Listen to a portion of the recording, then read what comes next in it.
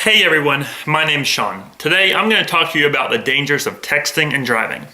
How many of you have texted and drove before? Go ahead, raise your hand, all of you. Texting and driving is not only dangerous, but highly illegal in most states.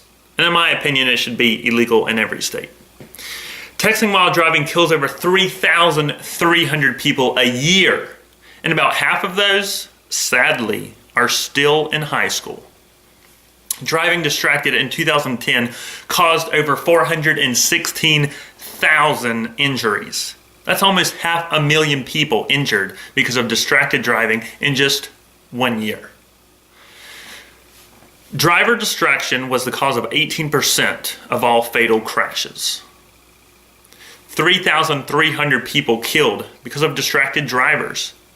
That's 3,300 people that could have been saved if someone was paying attention when they were driving. 40% of all American teens say they have been in a car when the driver used a cell phone in a way that put people in danger. This device right here, my phone, your phone, everyone's phone, causes people to die because people don't use it responsibly. And instead of being safe and not texting and driving, this device right here is responsible for thousands of people dying a year. Text messaging creates a crash risk 23 times more likely than driving when not distracted.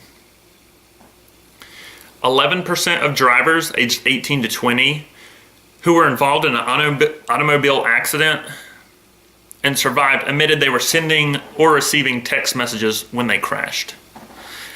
Apps can be downloaded on smartphones that will block the sending and receiving of text messages. That way you're less distracted when you're driving. Some people don't care and text anyway. 5 seconds is the average time that your eyes are off the road when you're texting. Traveling at 55 miles an hour, that's enough time to cover the length of a football field. Imagine this, you're driving down the road 55 miles an hour. You close your eyes for 5 seconds. You travel the length of a football field with your eyes closed.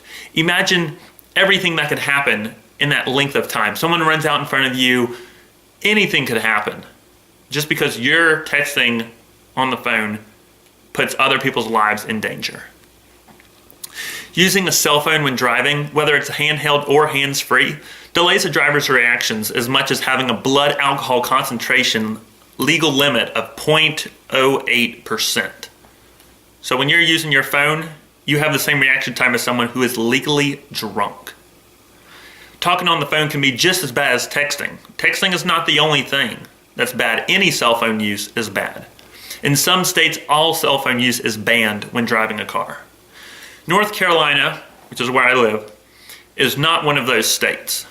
49% of drivers with cell phones under the age of 35 send or receive text messages while driving. 34% of teens who drive while distracted simply say they're doing it because they're used to multitasking. 60% of drivers use cell phones while driving. 60%, over half of every teenager that drives uses their phone while driving. 57% of drivers rate themselves as better than the average driver. Sounds like an ego issue. A lot of people think they're better at driving than the other people, and yeah, some of them are. But the truth is, a lot of people don't realize that they're not the best driver in the world because there's always people better than them. So you might be wondering, if texting and driving is so distracting, why do so many people do it? I mean, that's a pretty good question. Well, 32% of teens who drive while distracted don't think anything bad will happen. They're just like, oh well, I'll just drive while I'm distracted. No biggie. 22% of teens who drive while distracted say it makes driving less boring. 21% of teens who drive while distracted say they're used to being connected to people at all times, even when they're driving. 20% of teens who share vehicles have texted while driving compared to 35% who have their own cars. So for you parents out there, if you have 2 kids around the driving age, let them share a car. They'll be less likely to text and drive and get in an accident.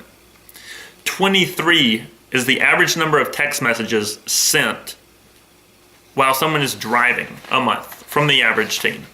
77% of young adult drivers are very confident that they can safely text and drive. 77%. And you know how many of them can? 0. When young drivers think they can safely text and drive, there's no reason in their mind that why they should stop doing it. 85% of respondents who text and drive agree that texting while driving is a problem, while 89% recognize that the behavior reduces reaction time. Brain power used while driving decreases by 40% when a driver listens to a conversation or music. So if you're listening to music, having a conversation, and texting, your chances of getting in a crash are extremely high. Teens who text and drive spend approximately 10% of their driving time outside of their lane. There are millions of facts that prove texting and driving is dangerous. How many more before you stop texting and driving? In conclusion, I have talked about the dangers of texting and driving. I've went over the facts about texting and driving. For example, the amount of time that high school students, the amount of high school students that die each year from texting and driving. The excuses that are used when they're caught, texting and driving, and people who don't see texting and driving as an issue. I hope you are now more informed about the real dangers of texting and driving. Thank you for taking your time out of your day to watch this video.